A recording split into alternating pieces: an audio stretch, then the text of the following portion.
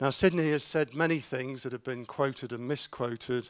One that I have heard him say, which is particularly important in the run-up to a spending review, is that the only important omics is economics. But what he also did was he said something in the year 2000 that inspired me, and I'll come back to, and that was man is the experimental animal of the 21st century. Women have known that for a very long time, but I'll come back to that. Now, the next speaker was Paul, and again, Paul has inspired me. I remember as a junior doctor interested in science, I listened to Paul, and Paul can make yeast interesting. And the way he made it interesting to me was he explained that the organism that he'd worked on, Saccharomyces pombe, was used by Bantu tribesmen to make beer. And I remember that. But also, Paul has an intellect that can encompass, as we heard today, the concept that we need more anarchy, and we also need one king and no barons. And he's dead right on both points. And Keith was distinguished more for what he didn't say that he said before.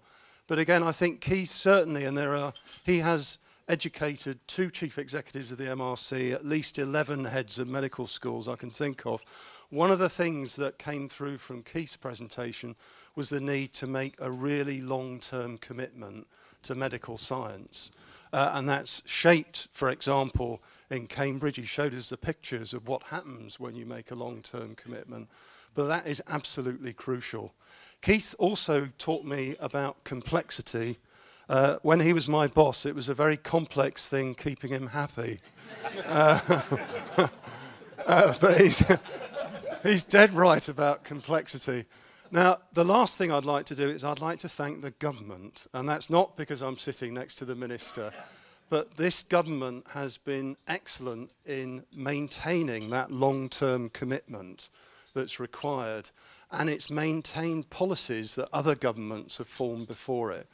And again, when I first met David, I was very impressed by the commitment to supporting the framework 2004-2014 that came forth under a different administration.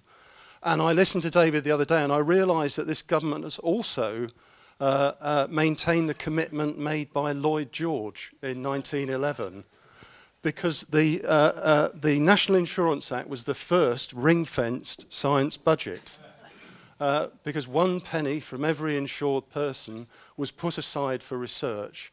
And although that 1 penny only added up to £57,000, the equivalent of about £4 million now, actually what the government also did was it spent 104 pennies on what we would now call the health service. And again, the MRC would be delighted if we got 1/100th of the health budget. And we're not very far off. But I think these concepts of long-term vision and commitment to the ring fence are very important and highly commendable. Now, I'd like to finish going back to what Sidney said about man as the experimental animal of the 21st century. This, for me, is my top scientific priority. All the speakers agreed that in the 21st century, we need to study man and woman. And there's never been a better time. And the Minister has identified big data as one of his key technologies. The potential of bringing together the data that we collect in the health service with biological data to understand disease, to follow treatment, is unrivaled. And Britain is in a fantastic position now, thanks to investments in the clinical practice research data link, which Sally Davies doggedly pursued at the time of the last spending review, thanks to investments that MRC is now able to make with partners in medical bioinformatics amounting to 90 million plus. But again, I think the questioning touched on an absolutely crucial issue, and that is that we can't work with patients, with volunteers, unless we maintain their confidence. And a key issue has been, how do we describe the use of patients' data? And the MRC Council had a really fantastic discussion about this a couple of weeks ago, and I'm looking at Honora O'Neill, who led us, I think, from the uncertain position of open data to a much safer haven. And that is safe data in safe havens. And I think that has to be the watchword now as we try and engage our colleagues, our neighbours, our patients, our families in this quest to understand human disease by analysing large data sets. We need to reassure folk that we are using safe data in safe havens. And I think this will be a very important mission for the MRC over the next 25 years.